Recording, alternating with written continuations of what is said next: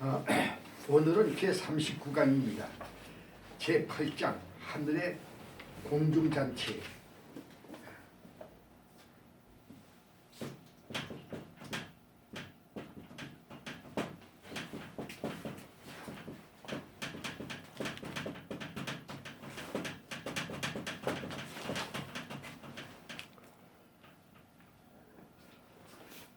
오늘은 하늘의 공중잔치에 대해서 우리가 생각해 보려고 합니다. 계시록 14장입니다. 이 계시록 14장은 일곱 천사가 나팔을 불고 난 다음 일곱 대접 재앙이 일어나게 되는데 그 사이에 나타난 중간 계시로 이렇게 보여주시는 것입니다. 그래서 여기서 이 중간 계시로 보여주시는 삽경인데, 이 삽경이라고 하는 것은 지난 시간에도 얘기를 했지만 그 연극에 있어가지고 한 막이 끝나고 그 다음 제2막이 시작되기 그 전에 그 중간 지역 중간에 이제 막이 시작되는 그러한 것을 갖다 말하는 것이죠. 그래서 이 삽경이라고 하는 것은 1장과 2장을 연결시키는 그러한 내용이 되기도 하고, 또 1장과 그 1막과 2막 전체 그 연극의 중심이 무엇인가 그것을 우리에게 확실히 보여주는 그러한 이제 단막이 되기도 합니다. 그래서 이 삽경은 아주 중요한 그런 내용이 여기에 있다고 하겠습니다. 교회의 그 순환과 고통 속에 몰아넣는 그 정체는 하나님의 그 창세 후에 흑암의 구덩이로부터 나온 사탄입니다. 이에 대해서는 우리가 지난번에 본서 제7장 제4절에서 이미 공부한 바가 있습니다. 그의 그 활동 무대는 세상 곧 영적으로 소돔이요, 그리고 애굽이라고 우리가 부르고 있는 이 땅이 되어지는 것입니다.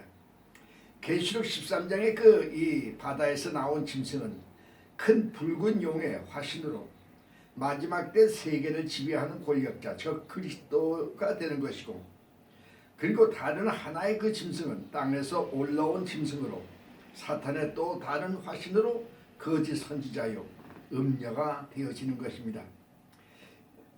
마지막 때 이 땅에 활약하게 되는 사탄과 그의 아들 적그리스도와 그의 그 영적 화신이 되는 거짓 선지자는 사탄의 거짓 삼위일체를 현상하는 것입니다. 그래서 저들의 그 멸망을 확실하게 보여주시며 하나님의 백성인 14만 4천 명의 승리를 보여주시는 내용이 바로 이 삽경의 내용이 된다고 이렇게 말씀드리겠습니다. 계시록 13장에 그리고 우리가 이 본서에서는 7개의 그 환상을 보여주시는 삽경이 있습니다. 이것은 그 본서에서 보여주시는 성도의 승리와 또 이 사탄의 그 멸망이 하나님께서 당신의 백성을 구원하시는 하나님의 구원 사역과 사단을 멸하시는 하나님의 심판이 확실하게 성취되어질 것을 나타나 보여주시는 그러한 그 완전수 7의 환상을 우리에게 보여주시는 그러한 7 삽경이라고 말하게 되겠습니다.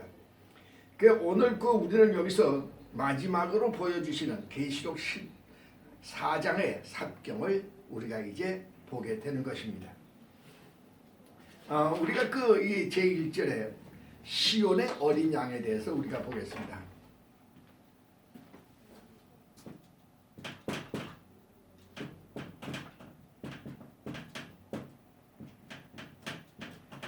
계시록 14장 1절입니다. 계시록 14장 1절을 보시기 바랍니다. 내가 읽겠습니다. 또 내가 보니 보라, 어린 양이 시온산에 섰고 그와 함께 14만 4천이 섰는데 그 이마에 어린 양의 이름과 그 아버지의 이름을 쓴 것이 있도다. 그렇게 말씀했어요. 여기서 그 시온산은 예루살렘 동남쪽 기드온과 드론메온 골짜기 사이에 솟은 그 산 봉우리를 이제 말하고 있는데, 일반적으로 그 우리가 예루살렘 성을 지칭하는 그러한 그 명칭으로 우리가 사용되고 있기도 합니다. 본조로서의 그 시온산은 하나님의 그 어린 양 되시는 그리스도께서 공중 재림하시어 하늘 잔치를 여시고 어린 양의 영적 신부로서의 그 초대된 14만 4천 명의 성도들의 함께 계시는 그 장소를 이제 상징하기도 합니다. 우리가 그 14만 4천 명에 대해서는 본서 제5장 5절에서 이미 우리가 이제 그 배운 바가 있습니다. 이 성경에서 시온은 메시아가 오셔서 구속받는 그 백성들을 모시는 장소를 상징하는 것으로 보고 있는데, 이는 히브리 12장 22절에 하늘의 예루살렘, 그리고 갈라디아 4장 26절에 위에 있는 예루살렘은 모두 시온산을 상징하고 있는 것으로, 주님 지상 재림하실 때에 하늘의 예루살렘이 땅에 이제 천년 왕국으로 세워지는 것을 우리가 이제 보게 되는 것입니다. 어린 양은 예수 그리스도가 되십니다. 어린 양이 시온에 섰다고 그렇게 말씀합니다. 그러면 이 시온은 어떤 것인가? 우리가 이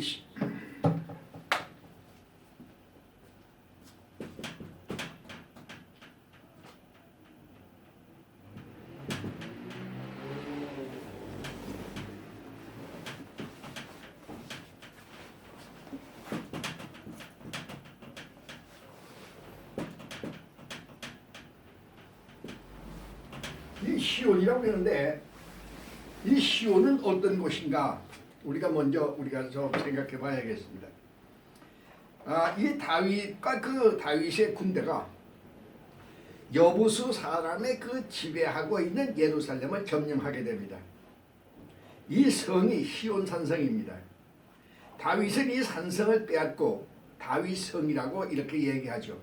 이 사무엘하 5장 6절을 보시기 바랍니다. 이 다윗의 그 이 성을 빼앗은 것은 하나님께서 이 성을 자기의 거처로 택하셨기 때문입니다. 시편 132장 13절 14절을 보시기 바랍니다.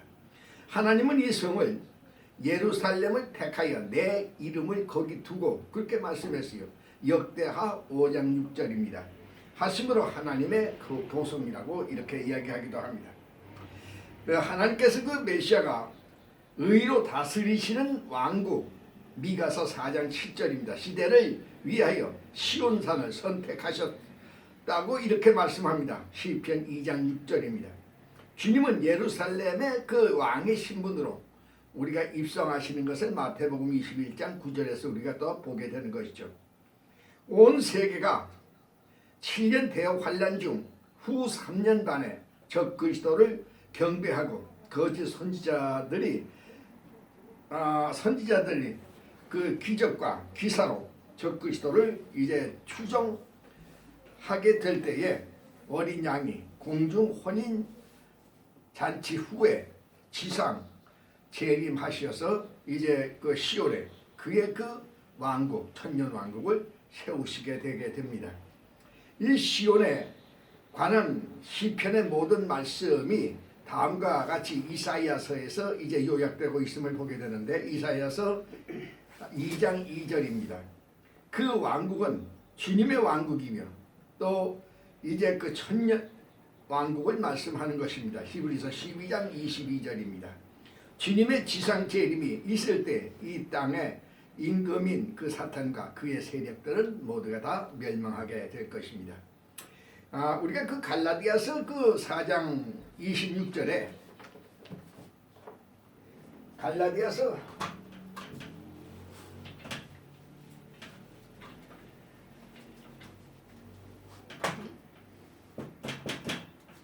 갈라디아서 4장 26절입니다. 여기서 위에 있는 예루살렘,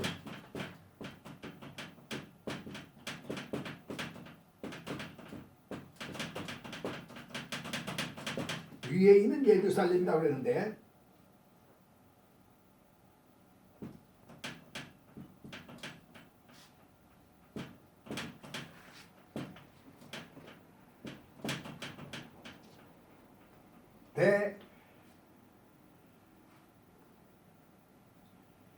대아노입니다. 대아노 예루살렘.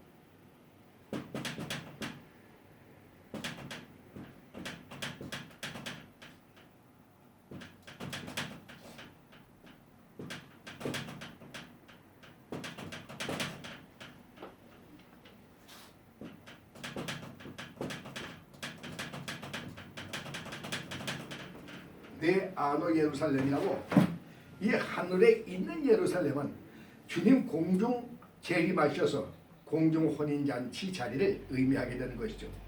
그러면 3장 12, 계시록 3장 12절에 하늘에서 내 하나님으로부터 내려오는 새 예루살렘 그랬어요. 이것은 주님께서 지상 재림을 이제 의미하게 됩니다.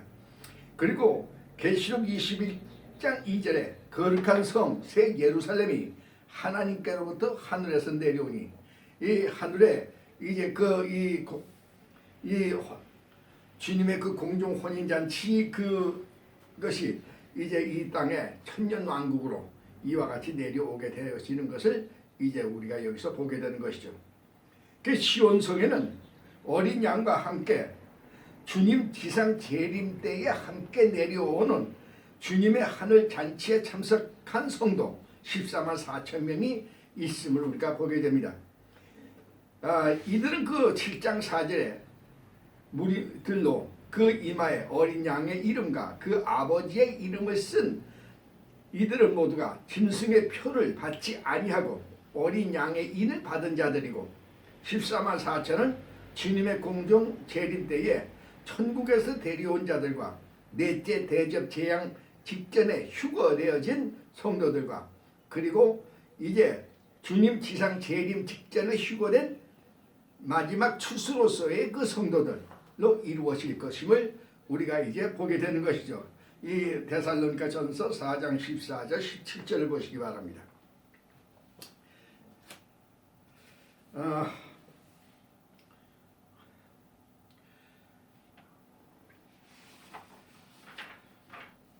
우리가 그 제2절에서 새 노래를 부르는 자들을 보겠습니다.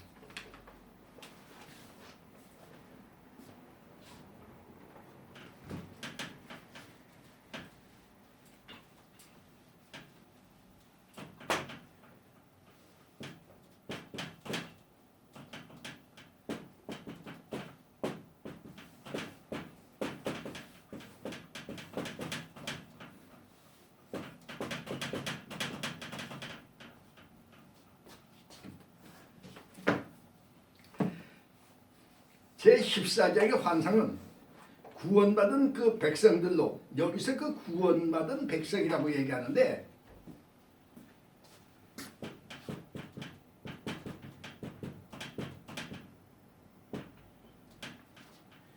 구원받은 백성은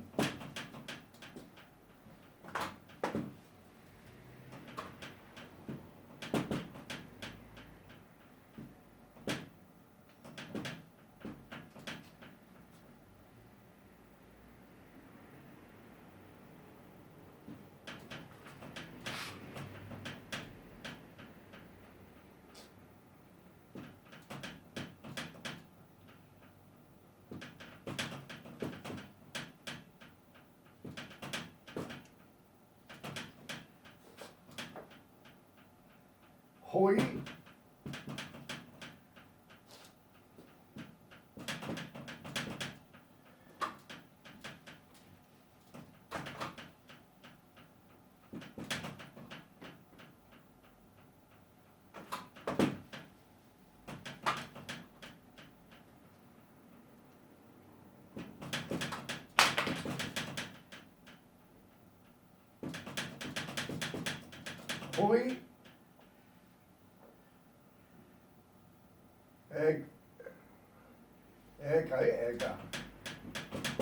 에가라스 메노이니, 이것은 이 시장에서 값을 주고 산 노예를 의미합니다. 그래서 그 사탄의 노예로 죽을 수밖에 없는 백성들을 그리스도의 그 보혈로 사서 하나님의 백성이 되게 한 그러한 성도들인 것입니다. 여기서 그 성도들이란 이마에 어린 양의 이름과 그 아버지의 이름을 쓴 자들이 이들이 그 거룩한 하나님의 성산으로 하늘의 예루살렘 히브리 12절 아까 22절이죠로 상징되는 천년 왕국인 시온산으로 인도되어 어린 양 그리스도와 함께 모든 성도인 14만 4천 명이 구속의 체험을 경험한 자들만이 부를 수 있는 새 노래. 여기서 이게 새 노래는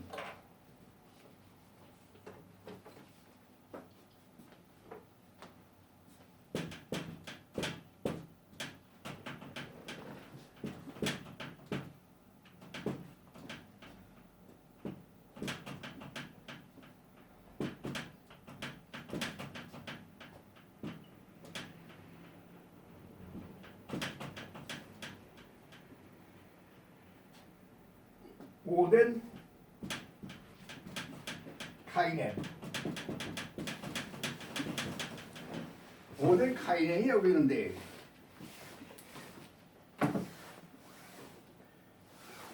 이것은 이제 다시 여러분에게 이따가 다시 설명해 드리겠습니다. 여기 이 14장 1절에서 또 내가 보니 보라 어린 양이 시온산에 섰고 그와 함께 14만 4천이 섰는데 그 이마에 어린 양의 이름과 그 아버지의 쓴 것이 있도다 그랬어요. 여기서 내가 보니 이 요한이 보는데 지금까지는 그 땅의 탄식의 소리만 이제 들었는데 지금은 그 탄식의 소리가 구속을 받은 성도들의 찬송 소리에 가려서 들리지 않게 되는 놀라운 사실을 지금 이 요한은 보는 것입니다. 계시록 14장 2절에 내가 하늘에서 나는 소리를 들으니 요한이 하늘에서 들려오는 소리를 이제 듣는데 그 소리가 많은 물소리 같고 예수님의 음성을 표현하는 데 사용하는 그러한 이 위험 있는 목소리 우리가 그 계시록 1장 15절에 보면은 그와 같이 되어 있습니다. 그 다음에 큰 뇌성이라고 그러는데 이 뇌성은 천사의 그 음성을 표현하는 데 사용되는 하늘의 큰 목소리를 이제 말하게 됩니다. 계시록 6장 1절이요. 또 같은데 내게 들리는 소리는 검은 것 타는 자들의 그 검은 것 타는 것 같더라 그랬어요. 이 구원받은 성도들의 승리의 그 노랫소리가 크고 위험있고 아름다운 소리임을 나타내는 그런 표현이라고 하겠습니다. 이 홍해바다에서의 그 모세의 기적은 출애굽기 14장 21절입니다. 이스라엘 백성에게 구원의 기쁨이 되었지만 애굽의 군사들에게는 죽음의 바다가 되어진 것을 우리가 이제 보게 되는 것이죠. 이스라엘 백성들에게 구원의 그 기쁨이었으나 애굽의 군사들에게는 죽음의 바다.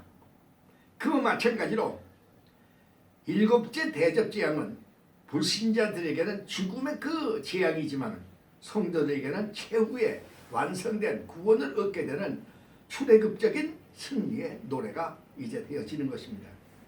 성도들은 이스라엘 백성들이 바로의 군대로부터 구원하시어 홍해를 갈라 저들을 건너게 하신 하나님께 감사와 이제 찬송의 이제 그 노래를 크게 불러드리게 되는 것이죠. 우리가 말이죠, 이 이스라엘 백성들이 모세를 따라서 홍해 바다까지 왔어요. 그런데 그 뒤에서 그 애굽의 그 기마 군단들이 몰려오는 것이 죽이러 몰려옵니다. 이 구름대 같이 말이죠. 막 몰려오는데 앞에는 그 큰 홍해 바다가 이제 맥혀가지고 있어. 건너갈래 건너갈 수가 없죠. 그런데 그 이스라엘 백성들은 지금 현재 그 군인들이 아니에요. 일반적인 노예들이죠. 그 싸움을 모릅니다. 이 사람들은. 그 싸움도 모르는 사람들이. 그리고 거기에 또 부녀자들이고 어린아이들이고 노인들이고 뭐 이런 그 잡다한 그런 사람들이 모여있는 그러니까 그 기마군단이 오면 전부 다 몰살해서 죽을 수밖에 없어요. 참을 긴박한 거죠 지금. 뒤에서 지금 군사들이 막 그 모래바람을 일으키면서 막 달려오는데 막 지금 달려오는데 앞에는 바다가 시퍼런 바다가 막혀 있어요. 그 백성들이 그때 어떻게 되겠어요? 그야말로 그 이 최후의 그 순간이죠. 죽을 수밖에 없는 그러한 입장이에요. 그래서 모든 이스라엘 백성들이 꿇어엎드려서 하나님 앞에 살려달라고 기도하고 모세가 이제 지팡이를 들고 이제 하나님 앞에 살려달라고 기도하게 되는 것이죠. 그런데 놀라운 사건이 일어난 거 아닙니까? 홍해 바다가 쫙 갈라졌어요. 그래서 그 이 땅이 일어나게 되고 그러니까 그 땅으로 이 백성이 처음 그 건너가게 된 거죠. 근데 뒤에서 그 애굽의 군단들이 말이에요. 이제 그 군사들이 그야말로 참 그 막 몰려오는데 바람같이 몰려오는데 말이죠. 그 갈라졌던 그 이 파도가 그러니까 그 강물이 말이야 바닷물이 벼랑간에 합쳐버렸어요. 그러니까 거기에 그 달려왔던 그 모든 그 군사들이 물에 빠져 처음으로 죽게 됩니다. 이게 얼마나 여러분들 한번 보세요. 그 광경을 한번 여러분 눈앞에 한번 보시라고요. 얼마나 놀라운 사건입니까? 그러니 그것을 보고 있는 이스라엘 백성들이요. 그야말로 얼마나 참 하나님의 은혜가 감사하고 너무나도 감격해서 하나님 앞에 높이 찬송의 소리를 부르게 되는 것이죠. 이와 같이 말이죠. 구원받은 14만 4천 명의 그 백성들이 주님께 구속의 그 기쁨의 그 승리의 찬송을 이제 그 들린 바다 올라가서 하나님 앞에 그 영광을 돌리게 되는 것이죠. 이러한 그 광경을 지금 요한이 보고 있는 것입니다. 이것을 그 미리 보여주신 것이 이 광경을 하나님께서 요한에게. 요한이 얼마나 감격했겠어요. 이것이 바로 세상을 이긴 자의 모습을 우리가 볼 수 있게 되는 것입니다. 계시록 14장 3절에 새 노래가 나오는데 여기 보니까 저희가 보좌와 내 생물과 장로들 앞에서 새 노래를 부르니 땅에서 구속함을 얻은 14만 4천 밖에는 능히 이 노래를 배울 자가 없더라. 그렇게 말씀했어요. 14만 4천 명은 보좌와 내 생물과 장로들 앞에서 새 노래를 부릅니다. 이 새 노래는 구속받은 하나님의 백성이 그 보좌 앞에서 부르는 것으로 이 노래를 배우고 부를 수 있는 자는 어린 양과 하나님의 이름이 그 이마에 새겨진 사람들 14만 4천 명의 성도들인 것을 우리가 이제 알게 되는 것이죠. 이 노래는 5장 9절의 노래와 동일합니다. 그래서 이 내용을 여러분이 보신다면 5장 9절을 여러분이 보시면 됩니다. 이 노래가 계시록 5장 9절입니다. 이 노래가 어린 양의 피로 구속함을 얻은 성도들에 의하여 불려지는 노래로 그 노래의 제목은 우리가 구원이라고 말할 수 있겠습니다. 이 노래를 새 노래라고 하는 것은 이 노래가 모든 옛 노래들과의 그 구별되기 때문인데 이 새 노래는 오직 땅에서 구속함을 얻은 성도들 즉 하나님으로부터 새롭게 창조된 사람들만이 부를 수가 있는 그러한 노래이기 때문입니다. 이 노래는 처음 익은 열매 외에는 아무도 능히 이 노래를 배울 수가 없다고 말씀했어요. 그들만이 땅에 거하는 자들 중에서 핍박과 죽음의 시련을 통해서 사탄의 그 권세를 이기는 하나님의 능력의 역사와 은혜를 체험한 그러한 사람들이 되기 때문입니다. 우리가 로마서 8장 23절입니다.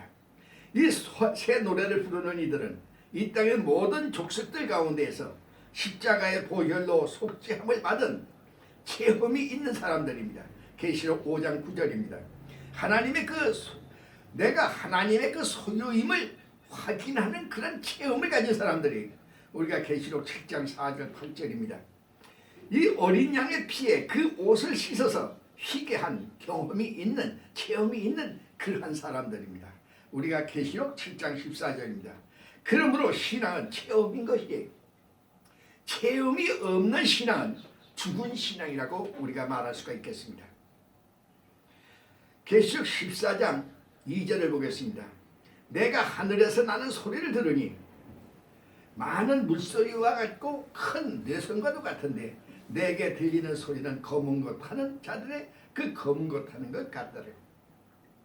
여기서 이 하늘에서 나는 소리, 장엄하고 부드럽고 좋아하던 그런 소리입니다. 성도들이 그 소리, 노랫소리가 아니에요. 여기서 그 소리는 1장 15절의 음성과도 그 동일하게 이렇게 사용되고 있는 그 단어입니다. 여기선 그 천사들의 큰 합창의 소리입니다. 5장 11절을 여러분이 보시기 바랍니다. 많은 물소리, 이 많은 물소리는 조화롭고 부드러운 소리입니다. 계시록 43장 2절에서는 불가항력적인 권위와 위험의 목소리로 나타나기도 하죠. 그러므로 내성도 여기서 그 권위와 위험을 나타냅니다. 그 검은 것 하는 소리는 아름답고 조화로운 소리죠. 그러므로 천사들은 하나님의 권위와 위엄을 나타내면서 그리스도의 아름답고 조화로운 모습을 나타내는 내용의 노래를 합창으로 부르고 있음을 우리가 알게 되는 것입니다. 이 새 노래를 부르는 사람들은 어떤 사람인가? 계시록 14장 3절을 봅시다. 저희가 보좌와 내 생물과 장로들 앞에서 새 노래를 부르니 땅에서 구속함을 얻은 14만 4천인밖에는 능히 이 노래를 배울 자가 없더래. 여기서 그 새 노래를 부르는 14만 4천 명은 땅에서 구속함을 얻은 사람들이 됩니다. 이 구속함을 얻다고 하는 것은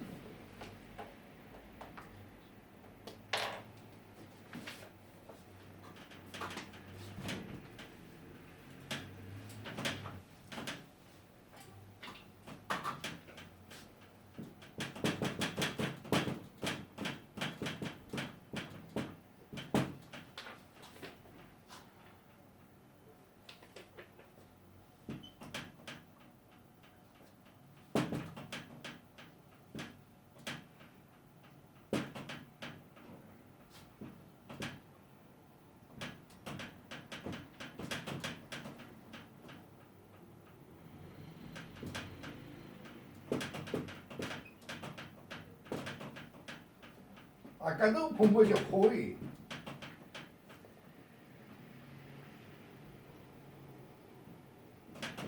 에코라스 매놀이라고 그러는데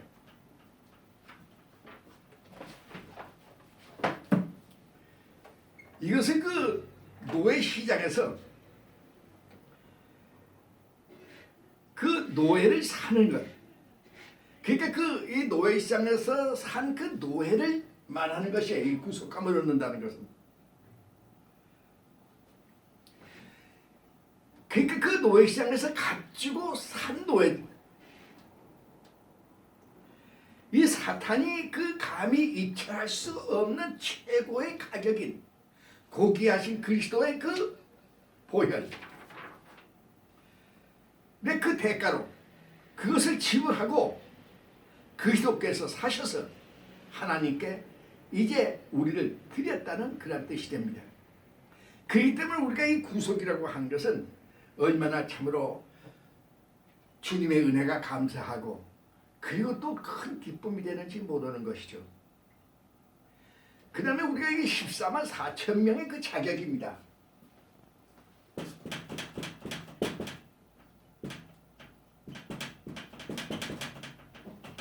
어떠한 사람이 14만 4천 명이 되어질 수가 있느냐 하는 것이죠. 여기서 14장 4절을 보겠습니다.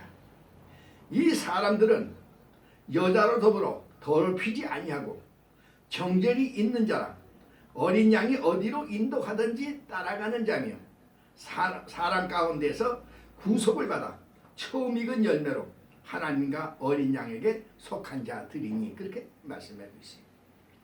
여기서 이 사람은 여자로 더불어 더럽히지 아니하고 정절이 있는 자라고 하였어요. 정절이 있는 자라고 하는 것은 정절을 잃어버리지 아니한 자라는 뜻입니다. 그래서 여기서 그 모든 성도들은 깨끗한 처녀, 정절을 잊어버리지 아니한 그 깨끗한 처녀, 고린도후서 11장 2절이 되어야 하는 것이죠. 이는 모든 죄에서 우리를 깨끗하게 하시는 그리스도의 피의 공로로 우리는 그와 같이 되어질 수가 있는 것입니다. 여자로 더불어 더럽히지 아니하고는, 여자는 모든 그 여자들을 의미하고 정절은 처녀성을 이제 의미하게 됩니다.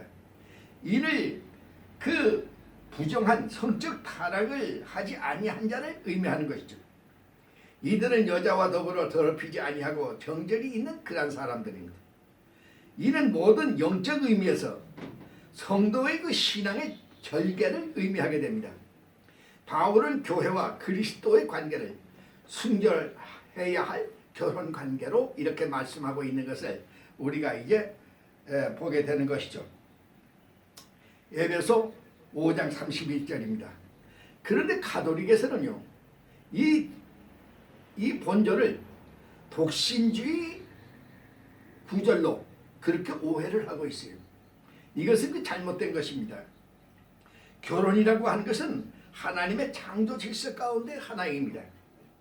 이는 하나님과 어린 양에 대한 신앙의 정절을 지켜 우상이나 잡신을 멀리하고 악에서 떠나는 성도를 의미하는 것입니다. 그래서 바울은 성도는 그리스도의 피로 정결하게 된 깨끗한 처녀라고 고린도후서 11장 2절에 말씀하고 있음을 우리가 보게 됩니다. 그러면 어떤 신앙의 그 순결을 의미하는 것인가? 첫째로 도덕적 순결입니다. 성생활의 순결을 의미합니다. 우리가 그 골로새서 후서 5장 17절입니다. 그 다음에 영적 신앙의 그 절개를 의미합니다. 계시록은 세상을 큰 음녀라고 이렇게 표현했고 계시록 17장 1절입니다. 큰 성 바벨론을 여자라고 이렇게 얘기하고 있어요. 이 세상은 육신의 정욕, 안목의 정욕, 이생의 그 자랑으로 그러한 그 유혹을 이제 가득 차 있다. 이 요한 1서 2장 16절을 보시기 바랍니다. 하나님은 이러한 음녀와 더불어 짝하는 것을 간음이라고 이렇게 말하고 있음을 야고보서 4장 4절에서 우리가 보게 되는 것이죠. 그 다음에 우리가 이 어린 양이 어디로 인도하든지 따라가는 자며 그랬는데, 여기서 이 따른다고 하는 것은 이 아글로 둔데스인데, 이것은 그 제자가 된다는 의미입니다. 그래서 제자가 되어서 예수님을 따라간다는 것이죠. 그래서 어린 양은 예수 그리스도를 의미한다고 그랬는데, 이 어린 양은 어떠한 그 선한 목자가 되시는가? 이 어린 양은 선한 목자. 우리가 어떤 선한 목자가 되시는지를 우리가 알아야 되겠어요.